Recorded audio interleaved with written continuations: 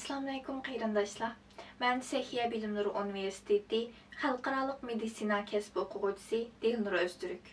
Dərslərin qiynalğan vaxtlarda acaba sınıfımda məndən başqa mı Uyğur oxucular bolsa, birlikdə dərs haqqında münazirələşsək, yoki muş təs gələn dərslərni öz ana tilimizdə düşənsək, öyrənsək, nə qədər yaxşı boladi deyə oylaydıqanlar çoxum var deyə oylayıram. Mən şundaq deyə oylaydıqanlardan biri medisina kəsbində və diş doktorluq, doğrugərlik, sestralıq, ozuqşünaslıq, fiziklik davalaş qatarlıq hər qandaq bir səhiyyəyə münasibətli bölümdə oxuyatqan yoki oxumaqçı bolğan dostlarımğa bir xoş xəbərim var. Medisina kəsbində, yəni xalq ağız tilidəki doktorluq kəsbində oxuyatqan dostum Nadiya eşkimiz medisina dərsini sistemli qılıb sözləb, kən kəsbdaşlarımızdan faydalanış üçün Farabi Tor dərsxanasının YouTube kanalında sizlərə sunumuz. Dərsinin məzmununu və təfsilatını sözləşdən avval, bu bölümge qiziquvchi və oxuşunu arzu qılayotgan ini-singillarimiz üçün Türkiyədəki medisina bölümü haqqında düşüncə berib ötək. Bu 6 yıllık kəsb olub, başdakı 3 yıl məktəbdə asasi bilimlər və kliniklik nəzəriyyə bilimlər ötülüdü.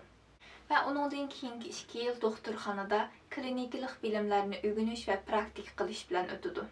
Ən axırqı ili baş doktorunun küzüşü asda praktiki doktorluq qılıdı. Bu 6 yıl bitib çıxqandan keyin magistrlik unvanıga baraxlı erişidi. Universitetni muvaffaqiyatli tamamlagan oxucular dövlət bəlgilgən 2 yıllık məcburi xidmətni məhəllədəki sağlamlıq mərkəzlərdə aile doktoru bulub və yoki doktorxanalarning ciddi qutquzuş bölümlərində işləb bu məcburi xidmətni tamamlısı buludu. TUS imtihanı, tıpta uzmanlık sınavı deyimiz. Yani medisina mütəxəssislik imtihanı. Bu imtihan dünyadaki qiyinlik dərəcəsi ən yuqarı imtihanlardan birisi.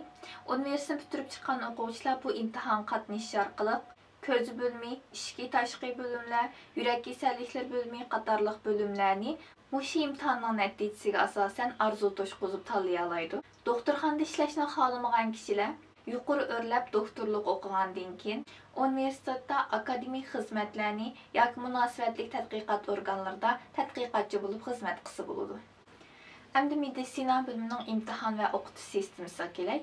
Başdakı 3 yilda anatomiya, fiziologiya, biostatistika, bioximiya, biofizika, mikrobiologiya, to'qilma ilmi, tibbiy biologiya, törəlmə ilmi, doktor əxlaqi, ammavi səhiyyə, patologiya, immunologiya və doğrugərlik qatarlıq bir qatar ana dərslər bilan birlikdə dərs məzmunu maslaşdırılğan halda ciddi qutquzuş, şəkil tüzəş ilmi qatarlıq bir qatar dərslər ana dərslərimizə yandaş qılıb ötülür. İmtahan sistemimiz komitə sistemisi olub, dərslərimiz 1 yıllık plan program boyunca 6-7 kurul, yani 6-7 basqışqa bölünген buludu. Hər basqışda bizə ötüldüğün dərslər və məzmunlar bir-birindən fərqli buludu. Hər basqışda aldığın dərslərin sani və qiyinlik dərəcəsinin oxşamaslığı asasən hər bir basqıçımız bir aydan 2 ayğa sürüdü.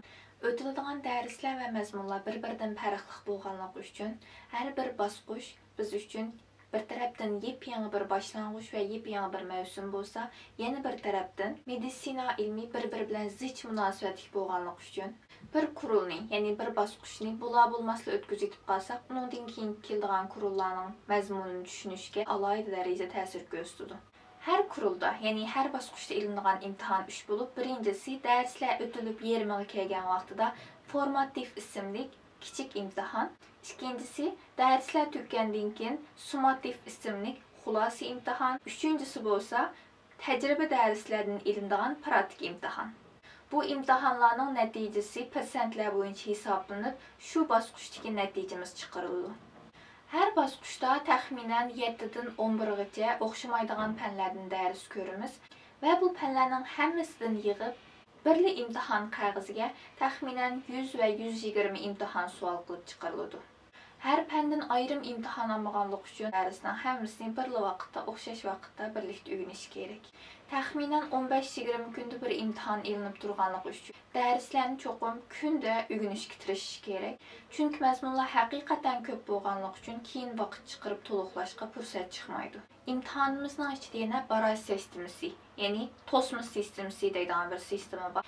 Həm birləşib birli imtahan qağızı bolğanlıq üçün bir fənni öyrənmək, bir fənni öyrənib yuqarı evilişinin aldını eliş üçün mana məşundaq tosmu qıb qoyğan bir sistema bu. Məsələn, bu kurulda anatomiya dərsinin 30 sual çıxarğan bolsa, mən bunun 20-ni, yəni 15-ni çoxum toğru işləyim kerak. Əgər bu 15-ni toğru işləyəməyə qıb qalsam, az işləb qoyğan hər bir sualım üçün məndən numur tatmalıdır. Bir ildən keyin kurullarının, yəni şu 6-7 basqışınki nəticələri persentlik ayrılğan nisbəti boyunca o'ttirchi numurimiz hesablab çıxırıldı. Məktəblərin qoyğan numursuz oxşmaydı. Məsələn, mənim məktəbimdən tələb qılğan numuru 80. Əgər muşu bir il işçidəki o'ttirchi numur 80 numurdan yuqarı bolsa, yillıq xülasə imtahan qatnaşmayla bevasitə yeni bir yillıq köçələydi. Əgər bəlgilənən numursuzluqdan tüvən bolsa, bu bir ildə öyrənən bütün dərslərdən çıxırılğan imtahan bolğan yillıq xülasə imtahana qatnaşıdı. Bu yillıq xülasə imtahandan ötəlsə, yeni bir yillıq çıxalaydı. Əgər ötənməyə qab qalsa, nəhayət əfsus o yıllıqni qayta oxuydu. Bütün dərslərini birləşdirib fəqət birli imtahan alğanlıq üçün başqa bölümlərə oxşaş yuqarı örləb çıxıverib, ötənməyən dərsini qayta astıdan alıdığan ondaq bir fürsət bolmaydı. Bayamı dəb ötkəndək, əgər muşu yillıq xülasıdan bəlgilənən numurdan tüvən elinib qalğan əhval astıda o yıllıqni qayta oxumay amal bolmaydı. Türkiyədəki medisina bölümlərinin həmmisi əsas cəhətdən muş şəkildə buludu. Əmdi biz qılışqı tutuş qılğan və ötməkçi bolğan medisina dərsləri haqqında sizlərə məlumat verək. Əsli bu xeyli burunlu başlanmaqçı bolğan bir işdi, lakin nurgun məsələlər bizning beşimizdən qatırdı. Məsələn, dərsni qaysı tildə sözləş. Bu deganimiz medisina kəsbi həqiqətən atalğularının dengizi.